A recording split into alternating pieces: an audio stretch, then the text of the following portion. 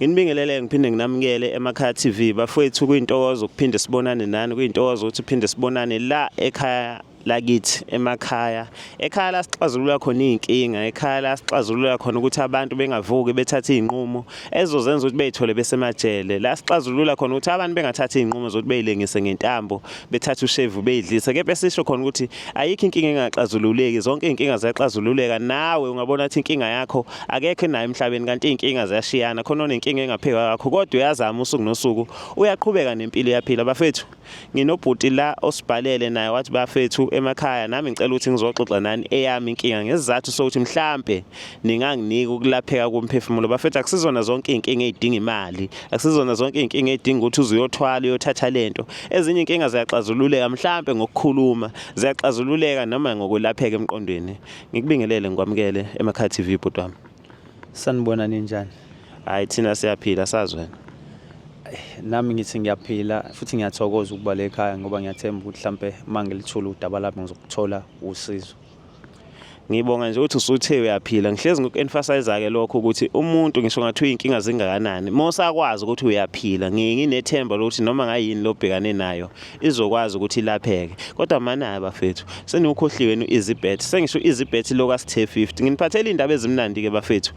ngizovula iWhatsApp group ngoba manje ngiyabona ukuthi abantu abaningi bayaclicka bese bethi sithe wasithembisa amakhodi noma ke ngangathembisanga amakhodi ngangithembisa ama betting tips and stuff engikwenzayo ke lokho kodwa manje ngizoyivula iWhatsApp group khona ngizokwazi ukuthi every time ngidlala nginishare amakhodi into ongayenza wena emva kokuthi uclicke le link engizoyifaka la wajoyina EasyBet wathi sithe 50 uzobusungisendela iproof ukuthi ukwenzile lokho ku WhatsApp wami kulezi inamba seyivelile or esazovela la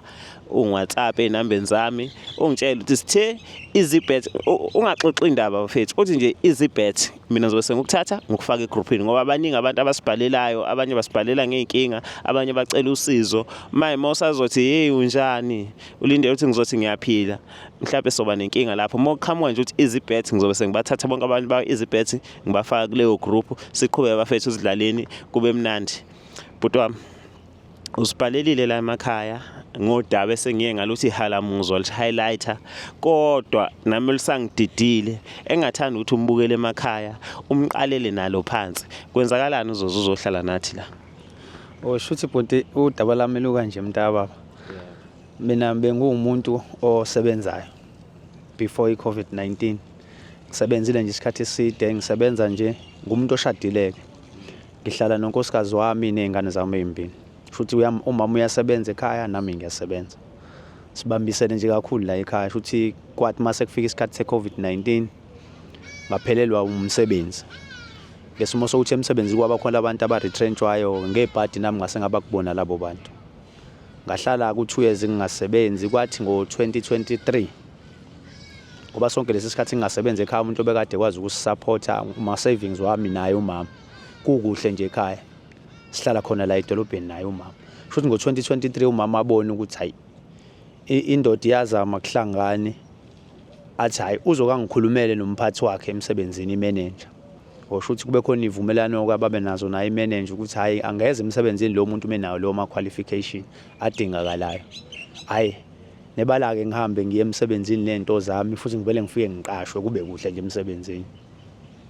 okay ke emsebenzini ke sengiqaleke ngisebenze ngawo 2023 ayi emsebenzini kube kuhle yonke into senginokungena nama lentozana nje ama overtime uyabona ngibuye ngisebenzela ngama weekend yabo ngiqhubeke ngilo ngisebenza ke emsebenzini so futhi ngibona ukuthi hayi umsebenzi wami ngushaya ngendlela ngoba naku sengikwazi ukuthola ngisho ama overtime uyabo khambe kube khona ke sengibuza nawo abanye ngisebenza nabo emsebenzini ukuthi kwenzeka kanjani ukuthi ngenze mhlambe mina ngithola ama overtime into ezikanjalo abanye abantu bayawathola nama overtime lemsebenzi kwathi why into engajwayelekile uyayibona indaba hayi kube kuhleke kuloku kuhle kanjalo hayi ngigcine ezinqhubeka ke ngisebenza emsebenzini kumnandi phela uyazi mase nisebenza emsebenzini ugcina usuna abantu osebenza nabo enizwa nawo nabo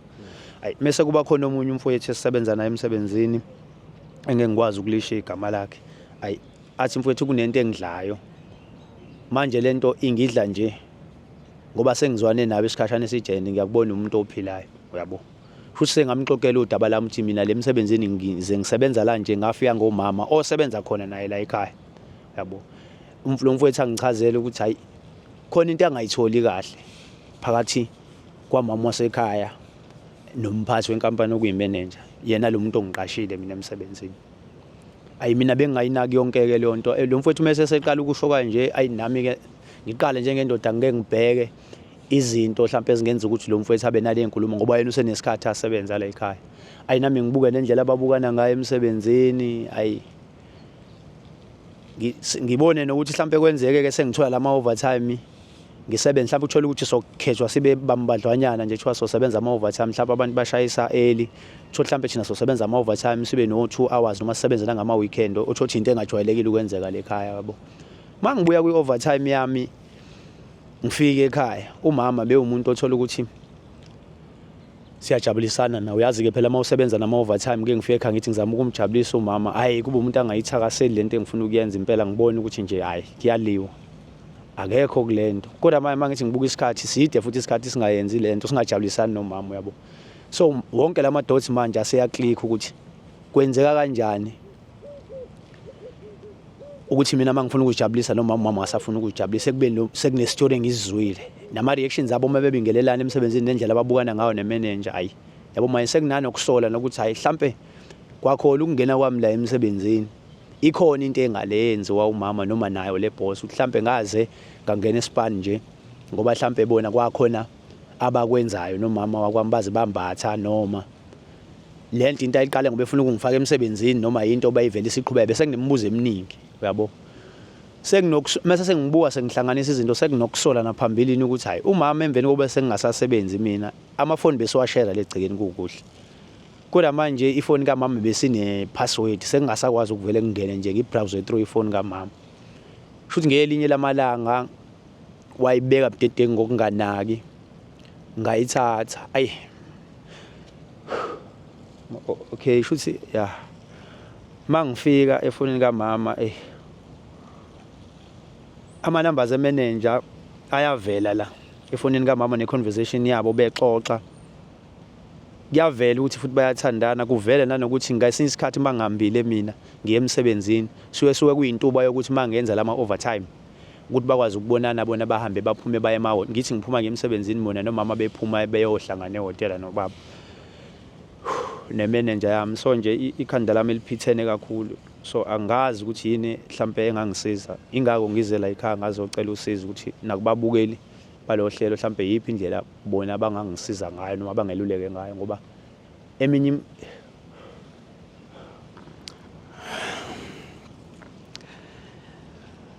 isiZulu siye sithi okuhlula amadoda kuyabikwa ngiyafisa mbukele ngabe mhlambe ngino 10 years kule minyaka enginayo mhlambe ngabe ngizoba nembono nanokubonisa umfowethu ngendlela eright ngiyakufisa lokho ukuthi ngabe mhlambe le minyaka enginayo ngieda nga10 noma nga15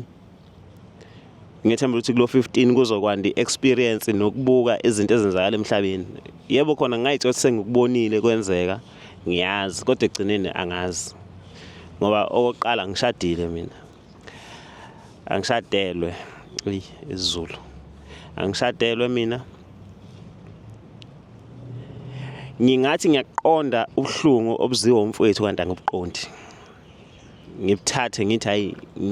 ngiyezwa ukuthi ufilani ngiya-understanda kodwa futhi angi-understand yabo ngoba angi-understand ukuthi abantu abashadile bachithelana kanjani futhi ngihluleke usuku nosuku uku-understand ukuthi umuntu wesilisa umshela kanjani umuntu oshadile or umuntu wesifazane oshadile kuthiwa ukufensa ngesilungu kuthiwa ukufletha ufletha kanjani namanye amadoda kodwa ngisacela ukuthi ngibuye kuwe nje bafo ngimbuzo nyane embalwa ngaphambi kokuthi siqhubeke sephambili ngabe ninabo abatwana nomama umama abantwana sinabo babili okay ngabe ngaphambi kokuba umama nishadane nangaphambi kokuba wena uphelele umsebenzi sasinjani isimo ekhaya? Umbamba bese umuntu ophilayo la nje sithandana kukuhle. Umuntu saba abantu ababambisene naye umama. But emveni kokuba sengiphelelwe umsebenzi bese sezikhona nami into enginokuthi ngithi ngizinothise ekhaya ukuthi akusafani noma ngisasebenza. Ekuyinto ke indoda nendoda ephila nayo ukuthi vele indoda mayiphelele umsebenzi yondliwa unkosikazi isuke isife iphila. Kodwa ngabekezela ngoba bengimthanda ngihlala naye futhi naye engithanda kodwa ngibona ukuthi akusafani noma ngingasasebenzi ngoba njoba ngiyibalula le phone emveni koba sengizwe lo daba vele nefoni bese ngingasayena umuntu oyithinta njalo ifoni yakhe. Sekunezinto ezibuka ziyimfihlo ekungafanele mina ngizize ngizithintela ifoni yakhe.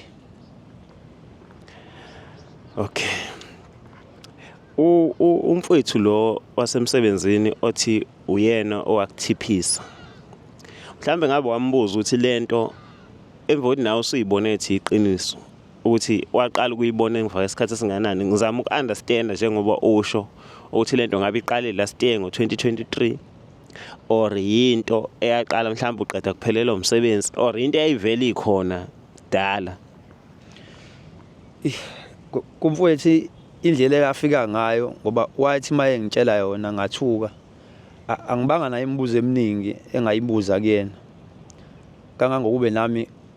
namanje ngisanimibuzo engiyibuza yona engingazi ukuthi mangathiwa ngiyambuza ngabe kwayena mhlawumbe ngimfaka ingcindezi ukuthi mangimbuza lo mbuzo ukuthi isinesikhathi esingakanani yenzeka yena notice ngoba nami bengifika emsebenzini futhi ngifuna ukuvela umsebenzi wami manje nesinqumo engifisa ukusithatha noma ngisicabanga khanda lami liyaduma. Ehlisa umoya bafo. Mina ngithi ngiyambonga mbukele emakhaya umfowethu lo owakwazi ukutshela ubhuti la ukuthi kwenzakalani. Ngani na izwe siphila kulo sebebambalwa abantu abaye bethi bekutshele makukhona into embi eyenzakalayo. Abantu bamanje bayakuhleka bajabule ukuthi bazokhuluma ngawe ukuthi hey ziyaweqa ziyawuqeda inkukhu umqhakazo akaboni bathi lala laza sokwembula ekubeni ngapha kube kwenzeka into eyihlazo noma ehlekisa ngawe emphakathini. Kodwa nje ngithi kulowo mfowethu nawe omunye mawubona into kanje ngoba lento egcineni ibhlungu nawe ingakuvelela nawe lapha ekhaya mbukeli mhlambe mawesilisa ungayishaya isifuba kanti awazi ukuthi kwenzakalani ngoba wazi kuthiwa ungazi kuyafana nokungaboni. Kanti wena uzuqhosha uqholoshe kanti nawe ziyawuqeda inkukhu umqhakazo. Manje kusekhona abantu abakwazi ukuthiphisa abanye abantu ngithi angibonge kulelo thuba lelo. Mfowethu